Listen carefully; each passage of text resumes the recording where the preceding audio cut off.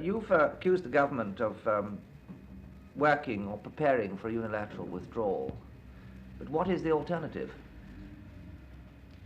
Well, I'll tell you.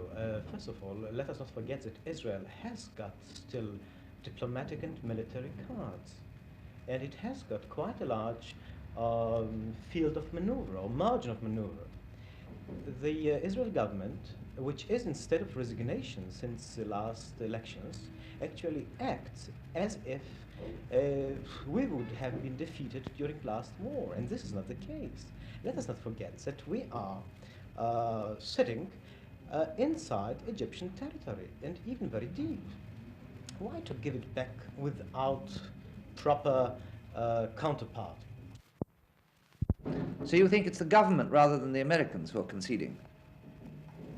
No, of course, the American government exercised quite a pressure, but the Israel government, unfortunately, tends to give in too much.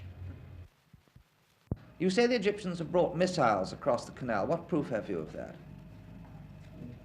Oh yes, actually, everybody coming near to the ceasefire lines could see the Egyptians building bases for ground-to-air missiles, which will endanger for sure our freedom of flight.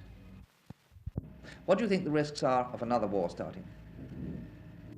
Well, we consider that the Egyptians have not abandoned their fundamental national goal, which is the destruction of Israel.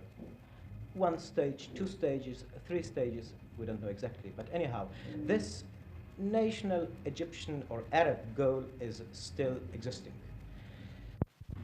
Egypt not only does not agree to the cessation of the state of war with Israel, on the contrary, it repeats that this state of war will continue. Egypt also proclaims openly its aims after that withdrawal is being accomplished, to the effect that Israel must retreat to the lines of 4th of June 1967, a concept which is being rejected unconditionally by 97% of our people, as represented in the Knesset. It being understood that such a withdrawal may mean the beginning of the end of the Jewish state. In connection with these negotiations and the possibility of such an agreement being signed in the next few days, perhaps, the very serious question arises whether Egypt is capable of signing an agreement and breaking it.